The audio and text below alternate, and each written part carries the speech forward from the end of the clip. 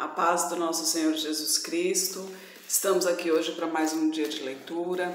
Senhor Deus e Pai, glorificado e exaltado é o teu santo nome, Senhor. Obrigada, Pai, por mais uma oportunidade de estudar a tua palavra, Senhor. Que ela nos inspire, nos ensine, nos direcione sempre mais e mais para perto de ti, em nome de Jesus. Lembrando que estamos no segundo livro de Reis, né? Ontem a gente terminou com a destruição dos assírios e hoje a gente vai ver a doença e a cura de Ezequias, né? Lembrando que Ezequias é o rei de Judá. Capítulo 20. Naqueles dias adoeceu Ezequias mortalmente e o profeta Isaías, filho de Amós, veio a ele e lhe disse: Assim diz o Senhor, põe em ordem a tua casa, porque morrerás e não viverás. Então virou o rosto para a parede e orou ao Senhor, dizendo: Ah, Senhor, suplico-te lembrar de que andei diante de ti em verdade, com o coração perfeito, e fiz o que era reto aos teus olhos. E chorou Ezequias muitíssimo. Sucedeu, pois, que não havendo Isaías ainda saído do meio do pátio, veio a ele a palavra do Senhor, dizendo: Volta e dize a Ezequias, chefe do meu povo, assim diz o Senhor, o Deus de Davi teu pai: Ouvi a tua oração e vi as tuas lágrimas. Eis que eu te sararei, ao terceiro dia subirás à casa do Senhor, e acrescentarei aos teus dias 15 anos, das mãos do rei da Assíria te livrarei. A ti e a esta cidade, e ampararei esta cidade por amor de mim e por amor de Davi meu servo. Disse mais Isaías: Tomai uma pasta de figos, e a tomaram e a puseram sobre a chaga, e ela sarou. E Ezequias disse a Isaías: Qual é o sinal que o Senhor me sarará e de que ao terceiro dia subirei à casa do Senhor? Disse Isaías: Isto te será sinal da parte do Senhor, de que o Senhor cumprirá a palavra que disse: Adiantar-se-á a sombra 10 graus ou voltará 10 graus atrás. Então disse Ezequias: É fácil que a sombra avance 10 graus, não seja assim, mas volte a sombra 10 graus atrás. Então o profeta Isaías clamou ao Senhor e fez voltar a sombra 10 graus pelos graus que tinha avançado no relógio de sol de Acaz. Naquele tempo enviou Merodach-Baladã, filho de Baladã, rei de Babilônia, cartas e um presente a Ezequias, porque ouvira que Ezequias tinha estado doente. E Ezequias lhes deu ouvidos e lhes mostrou toda a casa de seu tesouro, a prata, o ouro, as especiarias e os melhores ungüentos, a sua casa de armas e tudo quanto se achou nos seus tesouros. Coisa nenhuma houve que não lhes mostrasse, nem em sua casa, nem em todo o seu domínio. Então o profeta Isaías veio ao rei Ezequias e lhe disse: Que disseram aqueles homens e de onde vieram a ti? Disse Ezequias: Vieram de um país remoto, de Babilônia. E disse ele: Que viram em tua casa? E disse Ezequias: Tudo quanto há em minha casa viram, coisa nenhuma há nos meus tesouros que eu não lhes mostrasse. Então disse Isaías a Ezequias: Ouve a palavra do Senhor. Eis que vem dias em que tudo quanto houver em tua casa e o que entesourarem teus pais até o dia de hoje será levado à Babilônia. Não ficará coisa alguma, disse o Senhor. E ainda até de teus filhos que procederem de ti e que tu gerares tomarão para que sejam eunucos no paço do rei da Babilônia. Então disse Ezequias a Isaías: Boa é a palavra do Senhor que dissestes. Disse mais: E não haverá, pois, em meus dias paz e verdade?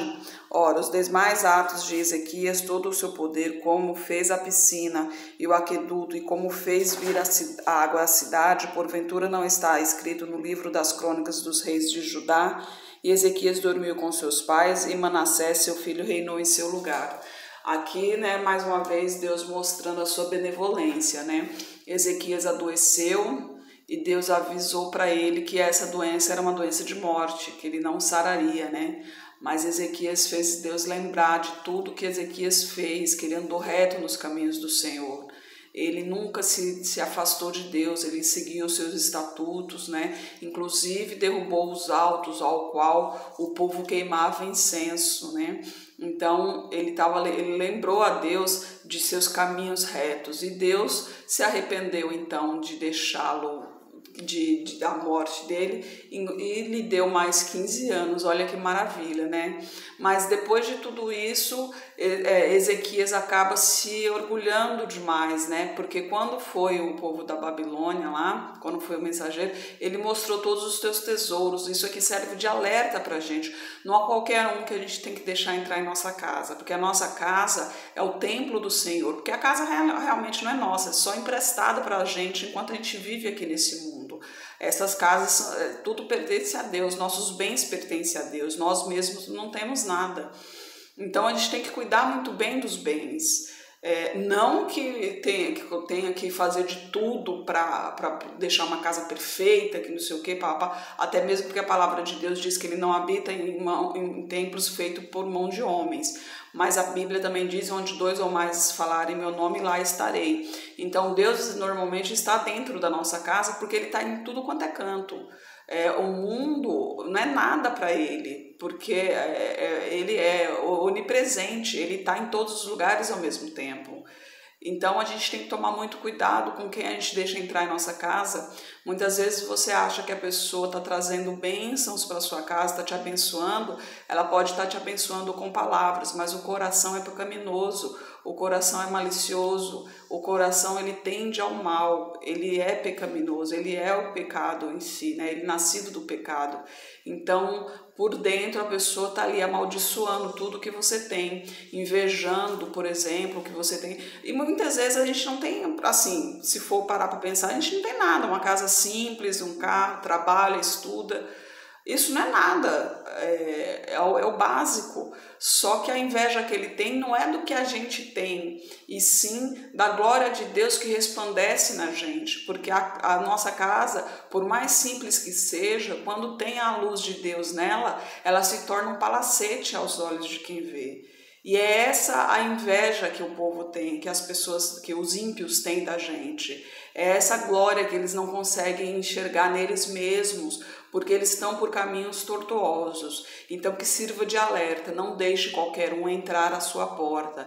E entrando também não mostre tudo o que você tem a eles, para não correr, porque você não sabe quem é essa pessoa, porque só Deus conhece realmente o coração da gente para saber se essa pessoa realmente é do bem ou do mal. Muita gente fala que segue a Cristo, mas falar que segue é muito fácil. O difícil é seguir realmente, é seguir os preceitos dele, é andar nos caminhos dele. Então, vigiai e orai sempre, né? Agora, Manassés, o rei ímpio de Israel, capítulo 21.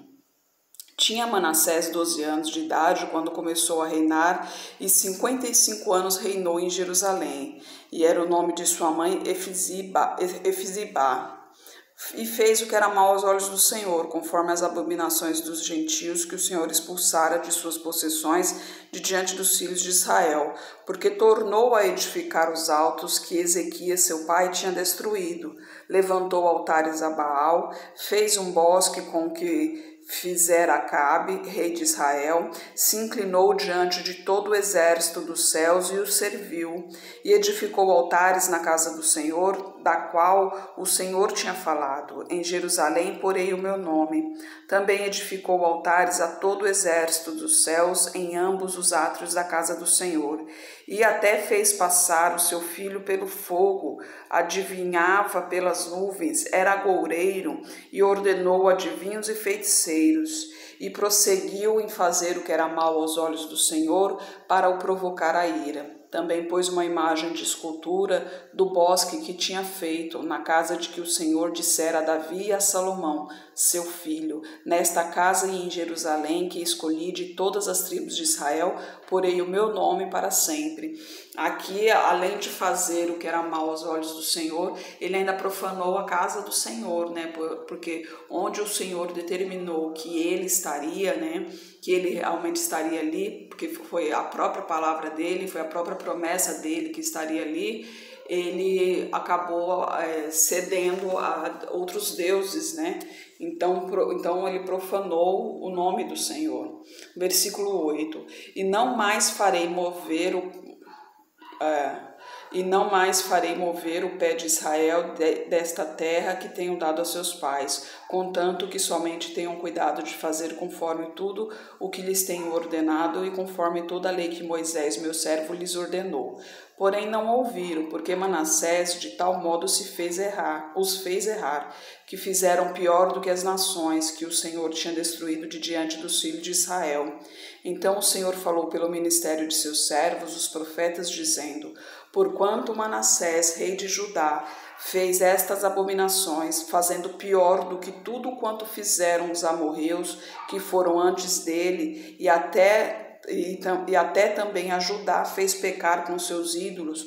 Por isso assim diz o Senhor Deus de Israel: eis que hei de trazer o mal sobre Jerusalém e Judá, que qualquer que ouvir lhe ficarão retinindo ambos os ouvidos, e estenderei sobre Jerusalém o cordel de Samaria e o prumo da casa de Acabe.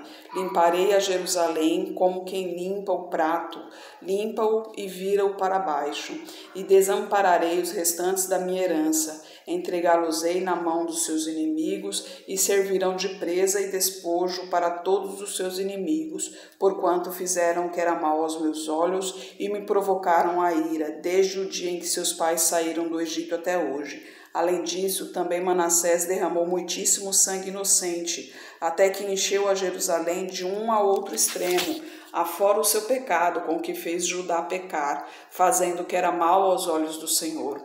Quanto aos demais atos feitos por Manassés, tudo quanto fez e o seu pecado que praticou, porventura não está escrito no livro das crônicas dos reis de Judá? E Manassés dormiu com seus pais e foi sepultado no jardim da sua casa, no jardim de Uzá, e Amon, seu filho, reinou em seu lugar. Imagina só, né? Ele fez mal, ele fez pior do que as outras pessoas fizeram, né? Pior do que os povos que foram tirados da terra ali para que a terra fosse devolvida ao povo de Israel.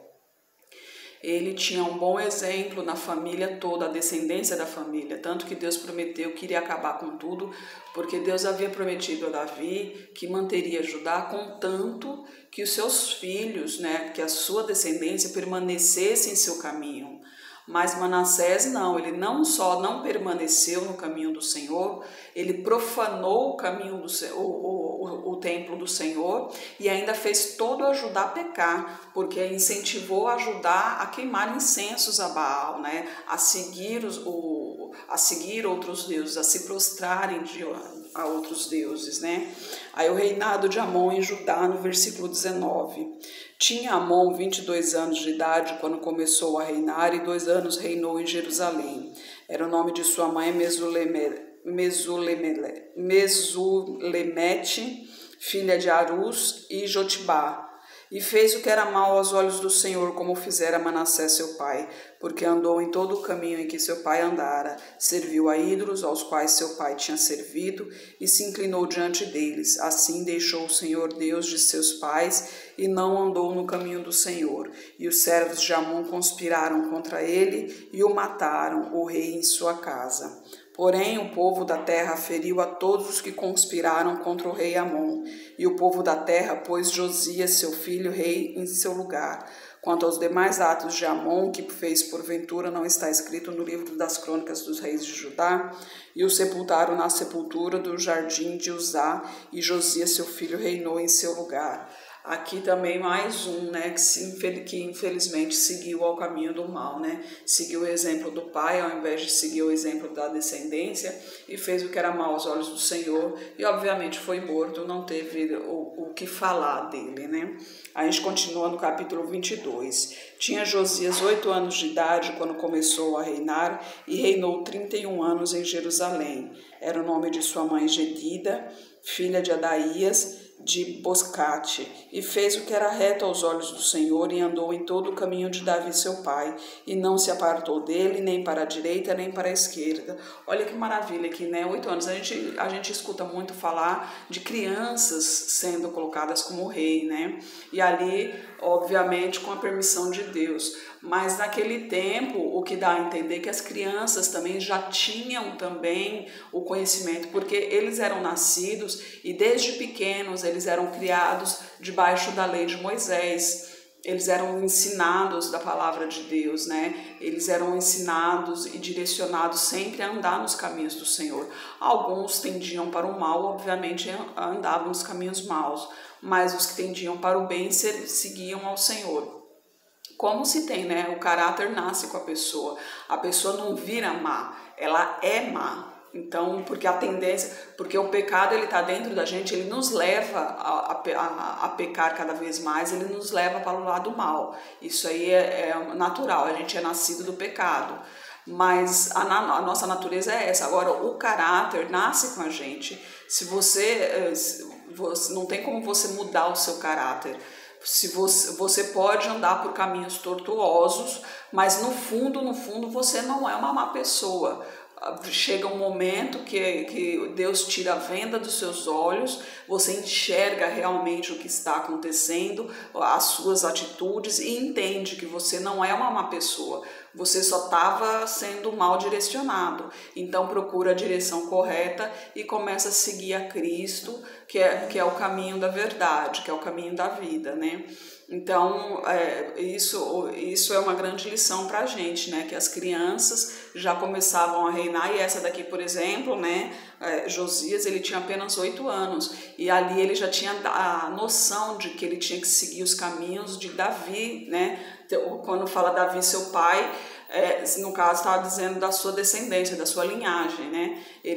O pai dele mesmo, Amon, ele andou mal aos olhos do Senhor, mas Josias, ele tinha a certeza de que Deus sempre abençoou a família toda porque andavam nos caminhos do Senhor. Então ele resolveu também seguir aos caminhos do Senhor, né?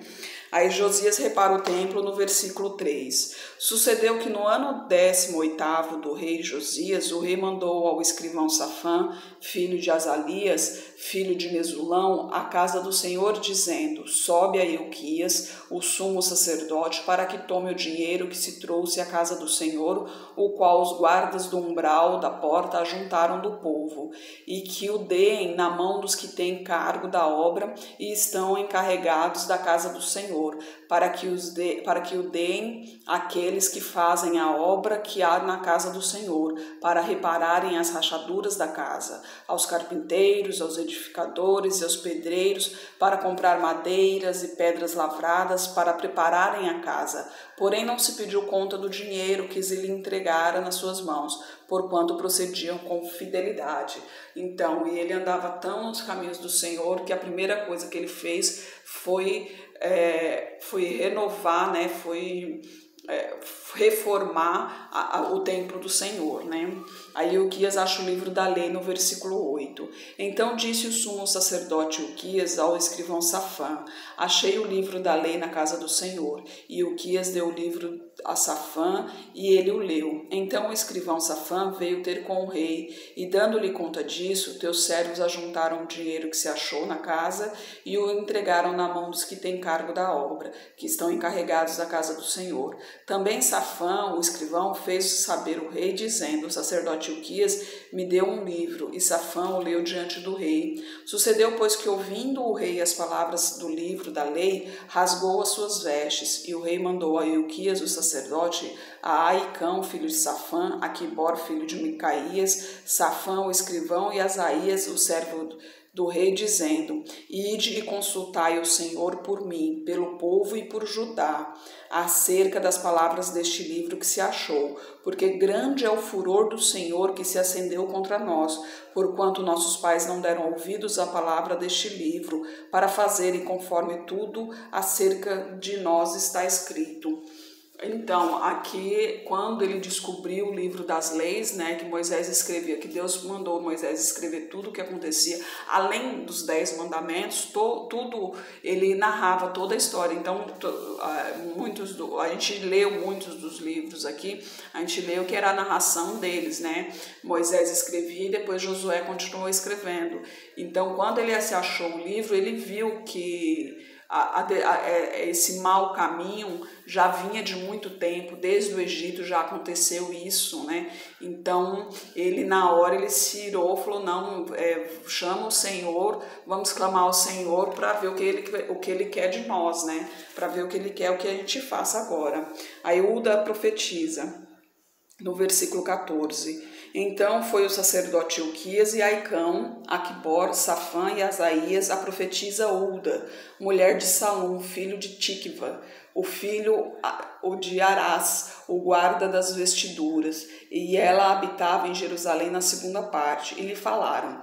E ela lhes disse, assim diz o Senhor Deus de Israel, dizei ao homem que vos enviou a mim, assim diz o Senhor, eis que trarei mal sobre este lugar e sobre os seus moradores, a saber, todas as palavras do livro que leu o rei de Judá, porquanto me deixaram e queimaram incenso a outros deuses, para me provocarem a ira por todas as obras das suas mãos. O meu furor se acendeu contra este lugar e não se apagará. Porém, ao rei de Judá, que vos enviou a consultar o Senhor, assim lhes direis, assim diz o Senhor, Deus de Israel, acerca das palavras que ouviste. Porquanto o teu coração se enterneceu e te humilhaste perante o Senhor, quando ouviste o que falei contra este lugar e contra os seus moradores, que seria para assolação e para maldição, e que rasgaste as tuas vestes e que chorastes perante mim, também eu te ouvi, diz o Senhor. Por isso eis que eu te recolherei a teus pais, e tu serás recolhidos em paz à tua sepultura,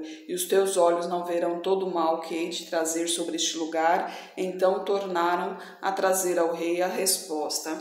Aqui Deus já tinha prometido a Amon, antes de Amon foi Manassés, né? Já tinha prometido a Manassés que iria acabar com a cidade, que Amon só confirmou isso tudo quando ele também, além de Manassés, quando Manassés seguiu o mau caminho, Amon, filho de Manassés, também seguiu o mau caminho. Então Deus falou que iria acabar com tudo, né? Só que aqui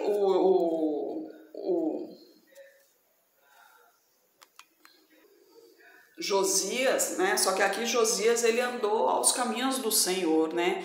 Ele inclusive estava reformando o templo do Senhor. Então Deus falou, não é justo que você passe por isso, porque essa promessa de acabar com a cidade, Deus já tinha feito já, né? Deus não volta atrás com sua palavra. Então ele realmente iria acabar com a cidade, iria acabar com o povo. Mas como Josias sempre andou no caminho do Senhor, então ele não iria permitir que Josias visse isso, porque com certeza seria para Josias um grande sofrimento. Imagina só, né? Ele sempre andou nos caminhos do Senhor, tentando levar o povo também a andar ao caminho do Senhor, e de repente ver tudo se acabar ali, né? Que inclusive depois a gente vai ver como que vai se acabar isso aqui, que vai mostrar ainda, né?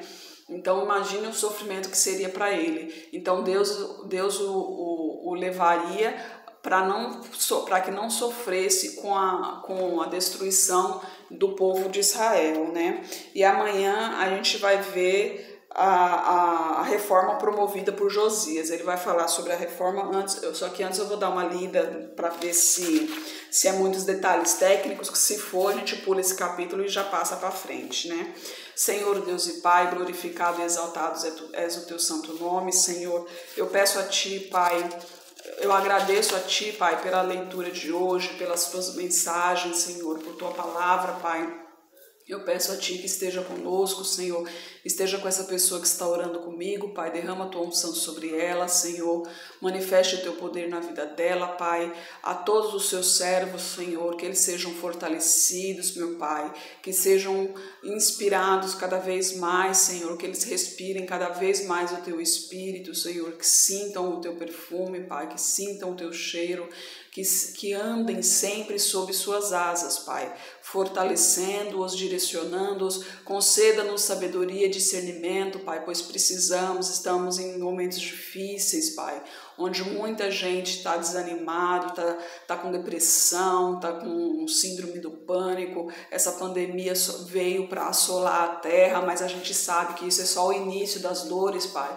Precisamos de Ti, Senhor, da Sua força, da Sua glória, Pai. E o mundo precisa reconhecer que o Senhor é Deus, o único Deus, Deus vivo, Deus fortalecedor, Deus vencedor, Deus glorioso, Pai. Que a gente seja luz nesse mundo, Senhor, levando a Tua palavra, levando o Seu conhecimento, Pai. Eu estou engatinhando ainda no Evangelho, tenho muito que aprender. Eu peço a Ti que me ilumine sempre, Pai. Derrama a Tua unção sobre mim, me conceda sabedoria e discernimento, Pai, para saber ouvir a Tua palavra, para saber falar da Tua palavra, Senhor, para entender todas as mensagens que o Senhor transmite a mim, Pai. Que eu seja simplesmente a Tua serva, Senhor. Que eu seja o vaso, meu Pai. Que o Senhor me encha com a Tua unção, em nome de Jesus. Amém. Que Jesus Cristo esteja em seu coração e que Deus abençoe.